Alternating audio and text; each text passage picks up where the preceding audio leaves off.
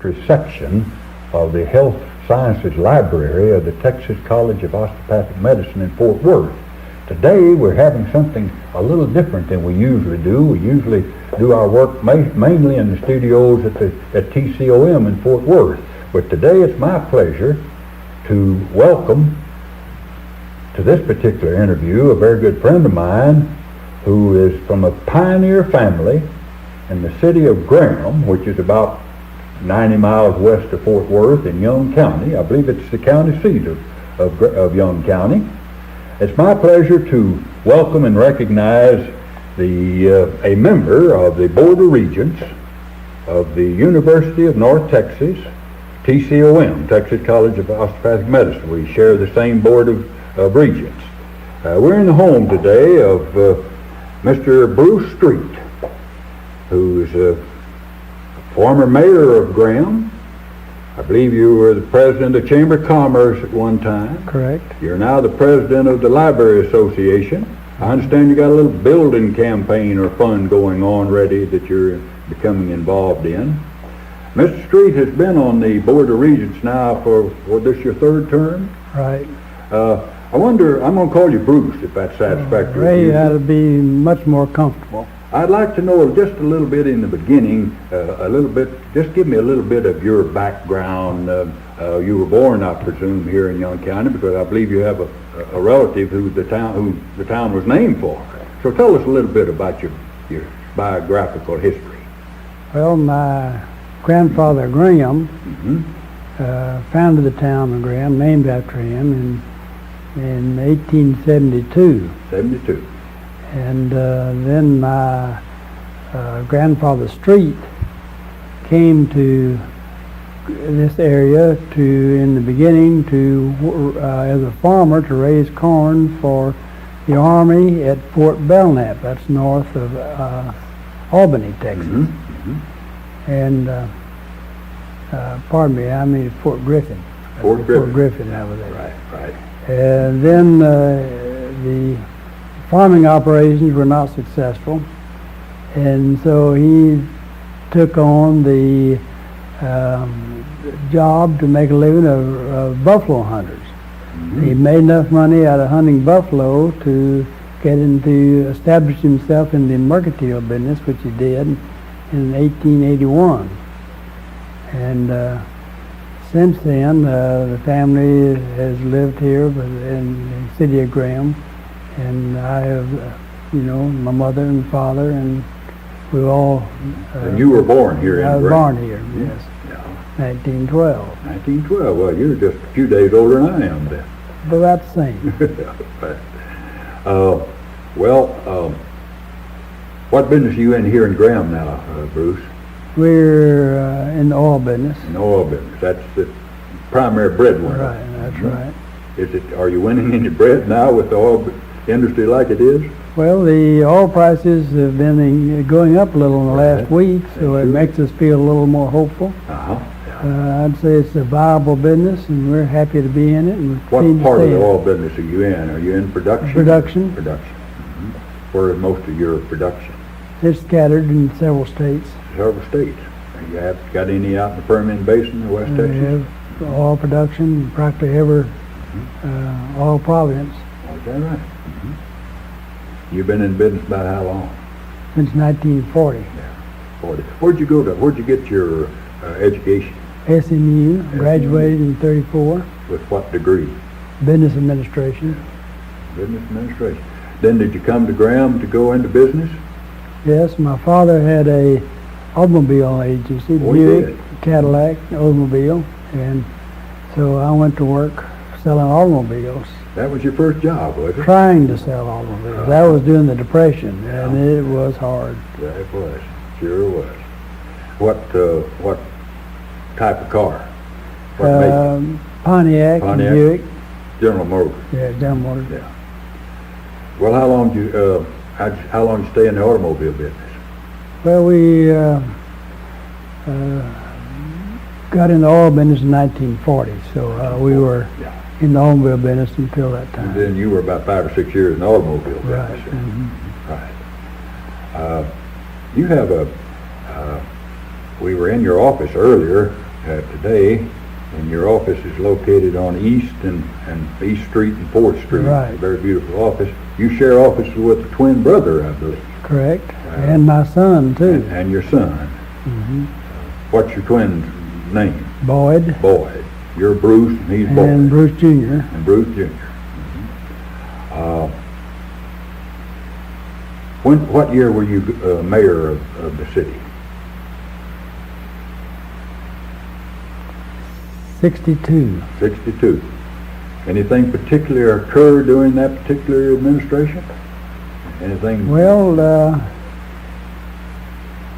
yes, so we had several controversial issues that were settled in. One of them is zoning ordinance for the city, and another one was a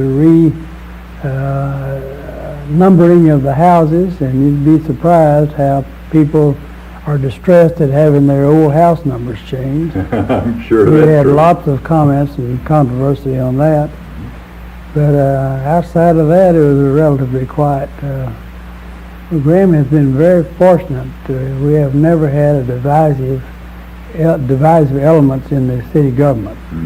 It's always been an agreeable community consensus about who's elected, and there's never been any antagonistic viewpoints.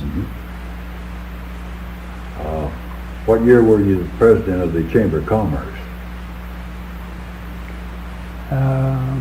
Chamber of Commerce, I was president of about 2 years before I became mayor. Before the mayor. That puts you about 1960 or thereabout. Right. Anything particular, of course, as Chamber of Commerce president, of course, you were the #1 PR representative for the city. Anything particular stand out in your mind that was accomplished during that particular? The Graham community has always considered the Chamber of Commerce as a hub of community spirit. Every community rotates primarily around the economy. And the Chamber has always had a very strong, outgoing programs to encourage new industry. So we established the Graham Industrial Association about that time, and that's been a very successful venture for the city in attracting new industry and providing support in the various programs that come up.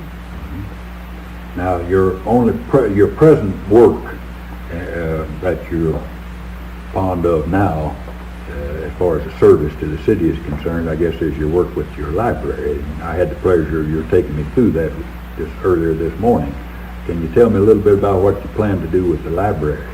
Well, the library has one of the finest directors, Bob Lanier, I suppose there is in this part of the state, and he has really built the circulation where we have about 16 to 18,000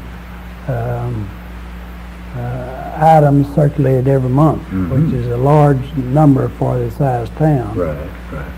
Speaking of the size, what is the size of Graham? In the city limits, about 10, but the immediate areas outside of the city limits, included the immediately adjacent areas, would make it about 12,000. Is Young County pretty typical of most West Texas counties, about 30 miles north and south? As the size, and west? Young County is, north half of the county is in a good farming belt, and the south half of the county is more ranching, and their primary interest is around the community is now the lakes, the recreational potential of our Possum Kingdom Lake and the other two city lakes north of town. Well, I'm interested, Bruce, in your involvement at TCOM, which is abbreviation of the Texas College of Osteopathic Medicine. Of course, as we stated earlier, you became associated with our part of education, medical education, when in 1975 we became a part of the state system, and you, having been on the Board of Regents at what was then North Texas State University, had changed its name now to the University of North Texas. Tell me a little bit about your involvement in, you were appointed by what governor and so forth, and how long you've been a regent? Well, this was my third 6-year term, and How far into the third year are you? I believe this is the third year, so that would be 12, 15 years. 15 years. 3 more years to That's quite a go. background. When did you start, and then who was the governor? Governor Smith. Preston Smith. Preston Smith. And then the next governor was White, Mark White appointed me, and then Clements. You've been Governor Clements. both Democrats and Republicans. Right. Right. Well, now, leading up to your involvement in what you're doing now in relationship to TCOM, when we became part of the state, as I said, in September of 1975, what did you know about osteopathy and TCOM? It was a little school off in Fort Worth. And what had you heard about? What were some of your impressions when, in other words, by mandate of the law, the state, you inherited, shall we say, TCOM? Right. What was your reaction to that, Bruce? Well, we were not knowledgeable about medical schools, or in particular about osteopathic medicine. Uh-huh. And Hugh Wolf, who was a regent at that time, was probably the most knowledgeable person that was on the board. Right. He lived down Stevensville, I Yeah, believe. Lee Stevensville. And through the years of our relationship, I've become more and more aware of the importance of the thrust of TCOM's goals. And that's primarily preventive medicine through good nutrition and physical exercise. Well, you mentioned nutrition. I know that that's one of your favorite projects that you're involved in. When did you become actually interested in nutrition? Under what condition did you become associated with preventive nutrition? Well, through a great, wonderful scientist named Roger Williams. Roger Williams. He was a University of Texas scientist. I knew him. He incidentally received the Nobel Prize for vitamin B1 and some other vitamins that he isolated, identified. But he had the place at Stokes, Boulder, Colorado, which, interestingly enough, was founded by the University of Texas in 1898 as a cultural spot for summer vacationing of the university faculty. Is that right? So Dr. Williams had the place up there, and fortunately I was introduced to the community, and so we became residents of the summer up there, and met Dr. Williams, and he, through the years, I'd known him for 25 years. I see. Through the years, he became, he indoctrinated me in the importance of looking at a human body as a chemical factory. And it wouldn't produce the right results unless you put the right things into it. I see. So he was being one of the scientists, one of the renowned scientists in the world on nutrition. I soon, after a period of time, learned to listen to him. That created my interest in nutrition, which was led into my interest in the TCOM, because that was one of their main thrusts. Where do you tie in with? Well, let me back up and say this. I know you manifest an interest in that in your association with Dr. Williams, Roger Williams. He's deceased now, isn't he? Yes, he died last year. Last year, I knew it just recent. He was Professor Emeritus at the University of Texas at Austin. He was, in addition, the founder of the Clayton Foundation, I see. which is a large research group down at the university. Are you still related in any sense? None except by interest. But they have, the Clayton Foundation has been a great help to our nutritional programs by giving us advice and helping us with some of the projects we jointly had mutual interest in. I know the first overt interest on your part that I'm aware of happened long about 1981 when we had our annual convocation. And at that particular time, I believe you were honored in being named a recipient of the TCOM Founders Medal. And during that particular time, I think that you rather pleasantly surprised the administration and certainly certain members of the faculty when you made a very large gift to the school. Now, it had some provisions to that particular gift. Would you tell us something about that? Well, I became convinced about that time that the only way we were going to, the cost of health then was spiraling. And everybody was talking about it, but there wasn't much being done about it. And I conceived the idea of naming an outstanding individual in the nation that had made a major contribution to health through good nutrition and preventive maintenance, preventive medicine. Yeah.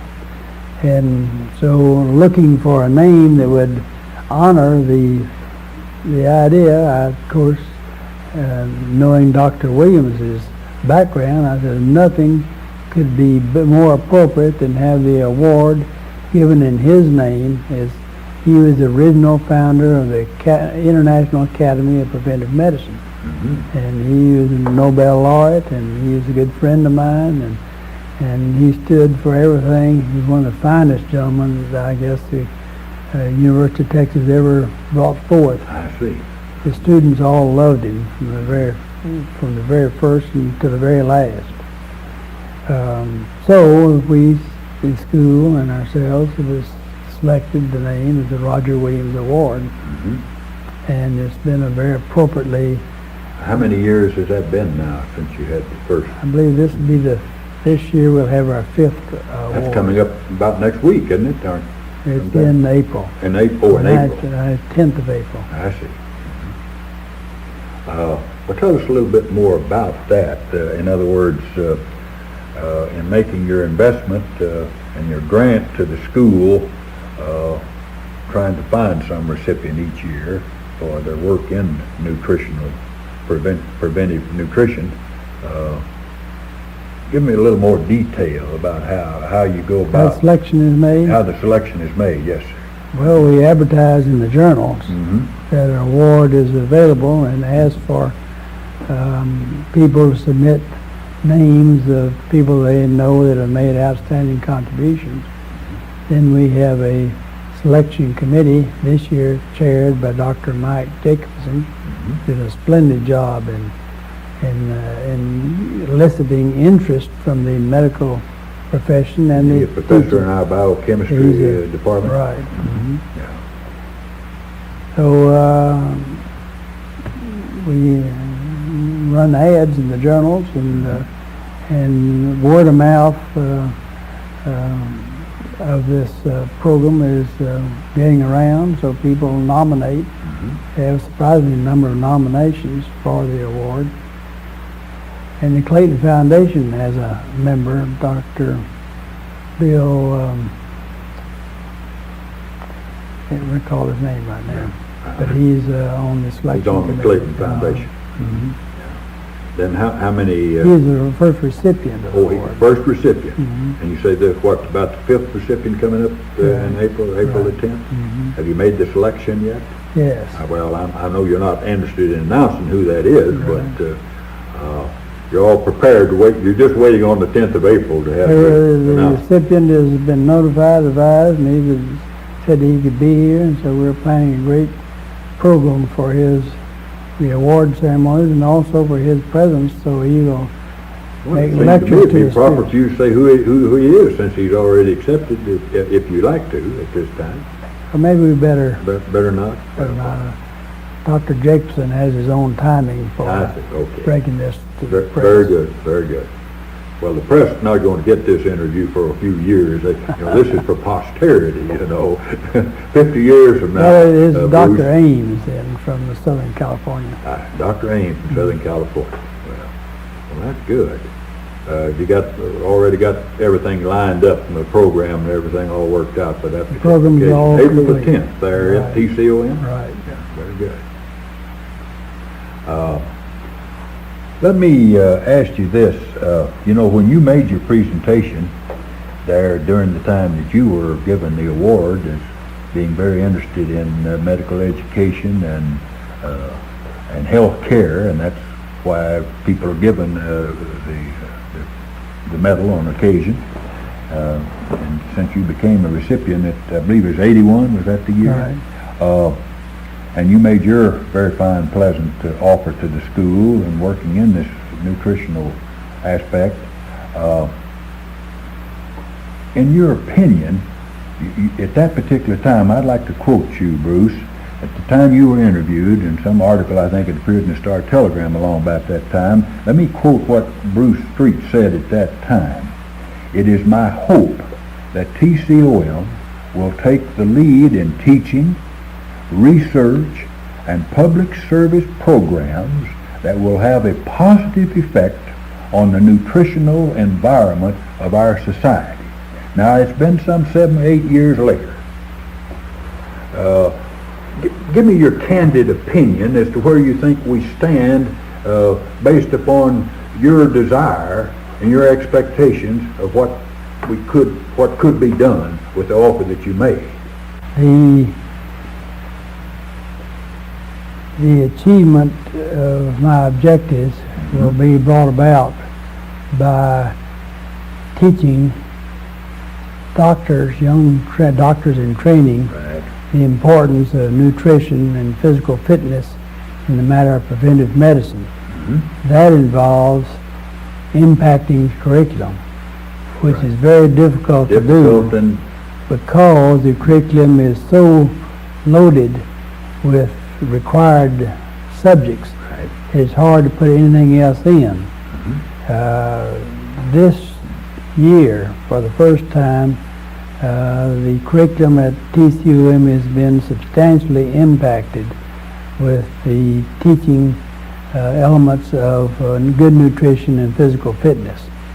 So there's always a breakthrough, and this is the breakthrough. No other medical school in Texas, to my knowledge, has made this move into the medical teaching profession.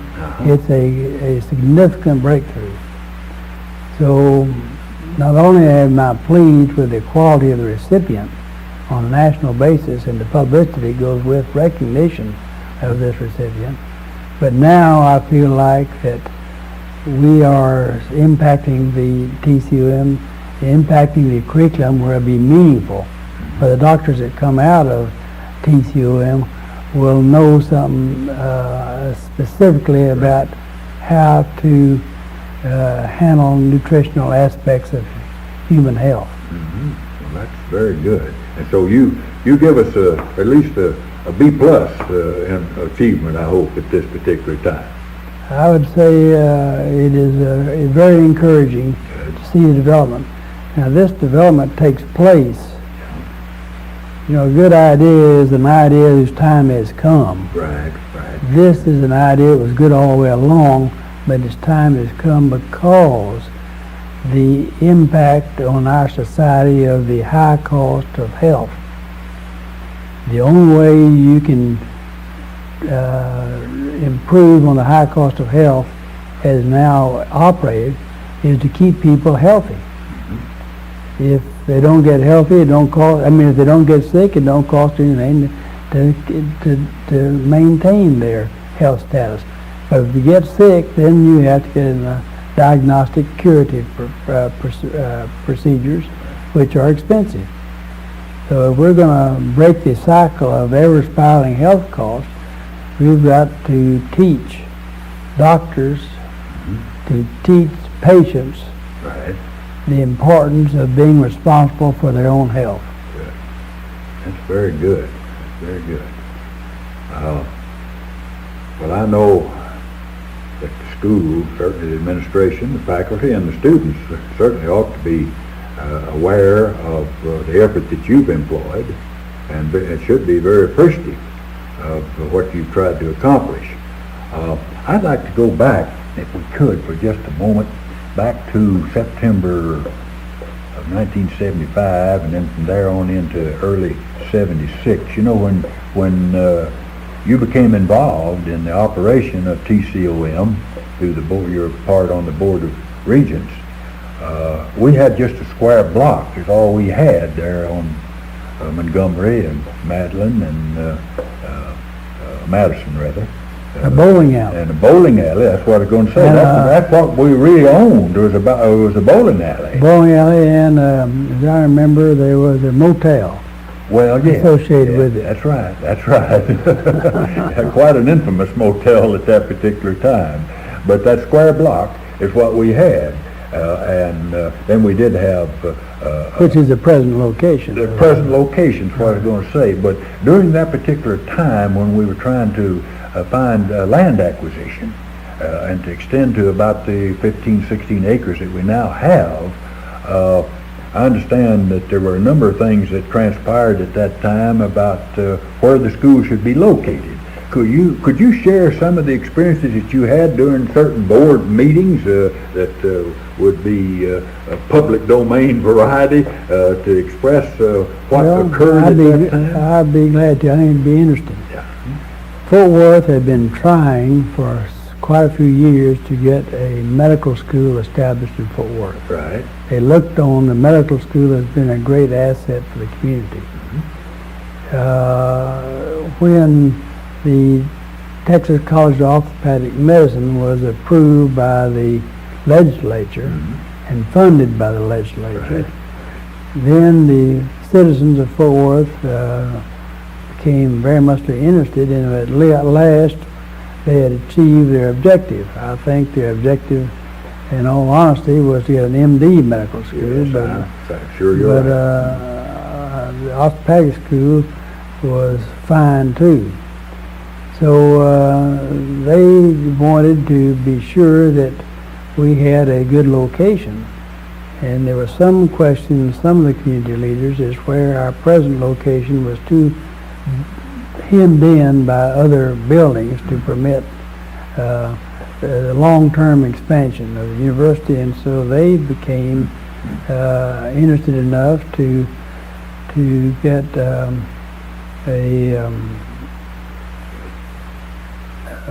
what's the developer of the Huron area, Cassie?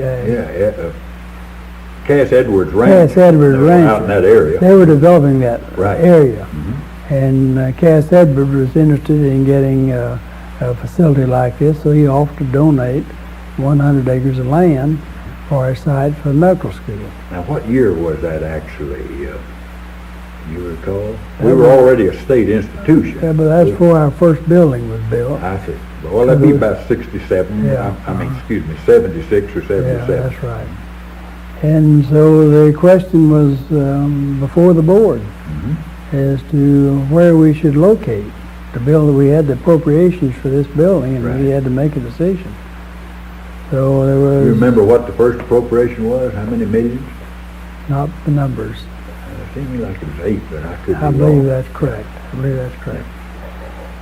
Then we had to select an architect, and the architect had to know where our site would be so he could draw the plans that are appropriate for the site. Well, there was lots of questions back and forth between the community and the board and the osteopathic profession. Right. They wanted to stay right there. That was their home ground. They considered it their location. Well, I think one of the reasons, too, is that they like to be, and it's almost necessary, that they're pretty close to a hospital. Right. Of course, the state won't let you own a hospital, you That's know, right. in medical. I think there's one exception, but generally speaking, none of the med schools have hospitals. But so it's nice to be related. Right. Excuse me, go So ahead. that was, I'd overlooked that, but that was a prime consideration. And then the other facet that was pulling and pushing on the decision was whether or not we'd be an asset to the museum community. The Carter Foundation and the Kimball Foundation and Ruth Carter Johnson had a voice in that. So there were some question of whether or not we'd detract from their facilities. So anyway, as a result of all this, we finally, on a very close vote on the board, decided to stay right where we are now. And in my retrospect view, it's probably the best decision we could have possibly have made, because it not only is a wonderful vantage point to be on a high hill, we're in the public eye at all times. Right. And we think the architectural design of the buildings complement very much the museum complexes that Certainly are there. didn't distract in any Didn't way. distract. So personally, I think our board feels like they have done the city of Fort Worth a great service in locating there. Right. There is some problem, as they expected to be, that availability of land. But considering that the state is now funded, according to their statements, all the medical schools they're going to fund, Right. and they're limited our classes to the present size, and there seem to be more doctors coming out of the pipeline than they really need, and the chances are that we won't need any more land. Yeah, the supply is a little greater than the demand That's right right. now, I understand. Incidentally, are there 7 or 8 med schools in Texas? Is it 7 or 8? Are we number 7 or are we number 8? I don't know, but 7, I think. I believe that's right. I think we're number 7. But anyway, it was a very interesting. It's a very interesting to look back at the decision-making process that went into the question of to move or not to move. Well, you say it was a close vote. There are 9 members on the board. Is that correct? Right. Pretty close, it was. It was close. I see. There are some good viewpoints from either side. Right. Well, we even heard, of course, mine was hearsay, in the position that I was in. We even heard that they were even thinking about dividing and putting basic science building up on the county line between Denton and Fort Worth and things of that nature. No, I never Seemed knew a little that ludicrous, discussed. but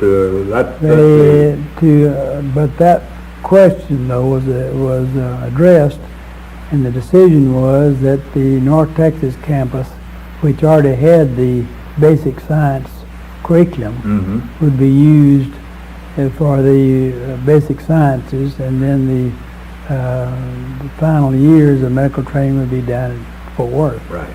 Yeah, for a number of years, the basic science was taught in Denton, and then the clinical sciences, I think it's 1978 or 79. And there's a lot of good reason to think that field should be, it is working around the full cycle now. There's more and more cooperation and communication between the faculties at North Texas and at TCOM. In fact, it's an entirely new day of understanding and cooperation between the mutual objectives of the two schools. Well, Bruce, you've been a member of the board now for, as you said earlier, some 15 years, and you certainly have watched and experienced and had a very strong part in the development of the school, because we had Med Ed 1 in 78, and then in about 82, we had Med Ed 2, which is our basic science building actually, and now then in 86 we had the new library, Med Ed 3, the Library and Medical Communications building. You've watched the growth. You have become pretty well acquainted with osteopathy, and you probably are like I was. When I first went to work with the profession, I think I got the job because I could spell osteopathy. That's about all I knew about it. And I think you've told me from the conversation we've had in the past that you knew very little about the profession up to the time that you were drawn into it by virtue of your position. What do you think, what is your observation as far as TCOM's place in medical education? Well, I think it has a very important role because of their strong stance on preventive medicine. Preventive medicine. I don't know enough after all these years about the osteopathic input as to whether or not the trend will finally bring MD and DO together or not. I don't know that. I do know that we are doing a great job there at osteopathic manipulation now, and my wife has been down, and I have, and And a lot of my friends have had excellent results of going to those positions. I think it's mainly a difference in philosophy of the approach as to how you assist someone being healed. Right. That's the difference in the philosophy of the two, the allopathic and the osteopathic profession. Well, let's see. I want to pick your brain for a little bit more of your contribution, because you've been a very strong contributor and very interested. You're seen in the halls of TCOM at least about once a month. You're down there for various and sundry reasons, either it's something to do with the Board of Regents or some to do with your own personal involvement. You mentioned something to me earlier about something that you're interested in, you're a part of, that meets down at Austin, some committee that you're on.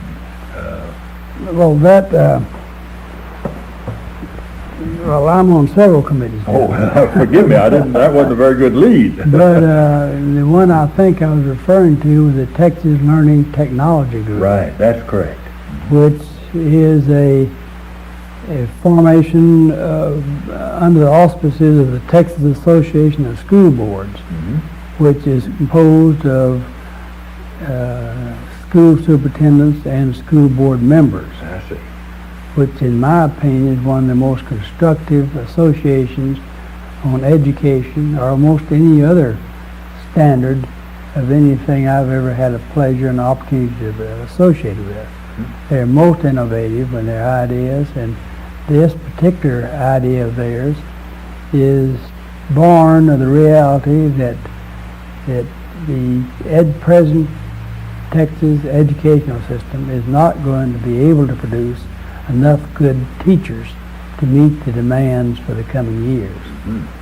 So it was their conclusion that we had to devise a better format for delivering our educational initiatives. So they chose high-tech, being computer, audio, visual. And they have developed a courseware for the 9th grade, and it'll be interesting to know why they did this, for science. They, through their research and others' research, determined that at the 9th grade, young people that had a natural ability and interest in math and science were turned off by poor teaching. And so if we were going to deliver good products to industry, to the economy, we had to get those young people that were lost interest in good science and math courses to keep their interest and develop their interest. So that was why the 9th grade was picked as the model core for this new program. This is an experimental teaching effort that is yet to be fully validated, but the first 2 years give strong indications that it's going to achieve the objectives that were set out to do. Very strong. But anyway, it's a great program, and I think it'll have an impact on every single phase of teaching. And you know, TCOM has a great computer teaching section now. Yes, they just started out. Right. And the only thing they don't have yet is a full 160-hour courseware, which is a very scientific, difficult thing to get onto computer video technology. You mentioned that you were on several committees. I know you've got a great interest in higher education. You've manifested that, and now then you've turned your attention toward medical education as well. But are there any of your involvement beyond what you've already described, as far as some of the committees that you're a part of? Well, I must say that when you develop an interest in education, it covers a broad field. Yeah, it does. And so when you see something you feel has real merit, you get involved. So there are several different directions in which my interest is being developed. But one of the most important things we need to do in the educational system of Texas is to handle the dropout problem. When you recognize that 50+% of our Texas population are going to be ethnic groups, primarily Mexican Americans, and 50% of those are dropping out of school. It says that the message is that our workforce is going to be woefully inadequate in training to be very productive. So we have to devise a new system, an improved method of keeping our students in school and getting them to learn. And that's the Summit Conference on Education is my current interest, which is trying to encourage and involve business response. See, the business are the primary benefactors of good education. Without good students that come out of school with good sufficient knowledge, basic science, comprehension, reading, and so forth, they cannot run these high-tech industries involved. So business is being involved in a relationship with education to not only finance, but to personally involve themselves with the dropout problem by a one-on-one relationship. Taking a student that has promise but loses interest in trying to get them to build their interest because of a relationship with some business entity that will encourage them to stay in school and give them an opportunity to go to college. Well, that's interesting. It really is. You know, the DO profession boasts of having producing mainly general practitioners or family practitioners. I think about 75-76% of all of the DOs in the United States are general practitioners. And of course, we stress that at TCOM. One thing that we like to try to do is certainly see that our doctors our graduates become practitioners in smaller towns, such as Graham, for example. Now, here's Young County, and to my knowledge, I could be wrong, but to my knowledge, the county as large as Young County, with, of course, you got Albany and Graham are the principal towns or cities, and smaller. Is South Bend in Young County? Yes. That's Newcastle. Newcastle. Well, to my knowledge, Bruce, we don't have a DO practicing in Young County. And is there anything that have you thought of that aspect? Because we can't make a doctor go anywhere. We can only give him incentives and that sort of thing. I wondered, do you have any thoughts about what could be done to create more success? And well, the community has been actively interested in promoting good medical services. Yeah, you showed me the very beautiful hospital. Very successful at doing that, but it never has zeroed in on DO or MD, either one. All we want is good physicians. Right. They can handle the problems that develop in the community. And we've been able to do that, and there hadn't been any specific attention paid either way to whether he's a DO or an MD. Let's see. We'd welcome a DO. How many, do you know how many MDs you have? 10 here in the city? Well, I think and then we have room for 11 or 12. a relationship with Wichita Falls for specialties. They send dermatologists down, and anyway, several specialists come down once a week. Eye doctor comes to Fort Worth, Dr. Brule. But anyway, Dr. we have Brule, yes, I know Dr. Brule quite well. We have a fine medical community, facilities for it, and they do a good job serving the community. One of the most important things that our community programs have undertaken is to maintain the level of health within the community. And to do that, we have established, first through the Methodist Church, and then expanded to the community, a health fair. Health fair? Health fair, open to all the citizens of Graham. So they come by on certain days, where they come by and examine for various aspects of health, like eyesight and hearing and breathing. But the whole program was made possible because of TCOM's involvement. They furnished doctors and nurses to come up with, and those people had experience in running health fairs. They're out there. What's the date on your last health fair? Last year. What you got one lined up for this year? I'm not sure exactly the date, but I know the Edgar Jones, the assistant pastor of the Baptist Church, is spearheading it this year. I see. Was the Methodist Church last year, now it's Edgar Jones. And I don't know what they've settled on, but I'm sure the finances have been arranged, and I see. we've always had 100% cooperation with TCOM, so we'd anticipate, hopefully, to do the same thing again this year. Bruce, as we drove into your driveway some time ago this morning, I noticed over on one side of your home is a playground. I know you haven't got any little tots running around and so forth, but can you tell me something about the origin of the playground that you have adjacent to your home here? Well, that was Virginia, my wife's idea. We had that extra lot next to our house, and we were at a loss to really know how we could use it and make it an interesting area for us. Right. And we landscape it or have some useful purpose.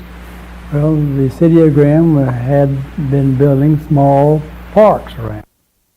So we decided that's what we should do there, so we bought all the playground equipment and then gave it to the city as a park.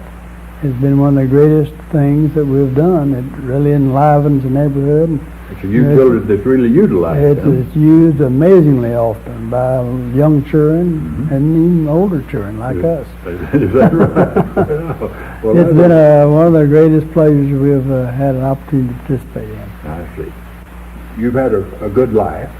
You've been involved in many things, productive, and you've made a great contribution not only to the city and to your family but to the state as well, and particularly through North Texas and TCOM. But what would you want to be remembered by? Lots of things that you've done or tried to do, but what would you best like to be remembered for?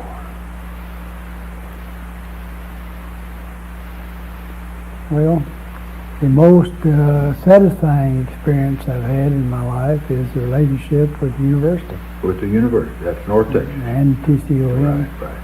Has been more rewarding than anything else I've ever done. And that I have a wide variety of interests in civic affairs, and so I wouldn't say any particular one. Would you be humble enough to tell me what other honors you've received other than the Founders Medal? Have you received anything of that caliber or that comparable nature? Well, I don't know what you mean honors. Well, I'd say that's the primary honor as such. I've been president of a lot of different associations right. through the years, and I found most of them rewarding. Some of them haven't been. Well, that's understandable, because you have been involved, and that's the important thing. Well, I want you to know again that we've enjoyed being in your home, visiting here in the city of Graham, some 10,000 strong. It's been a pleasure. This is Ray Stokes, representative of the oral history section of the Texas College of Osteopathic Medicine.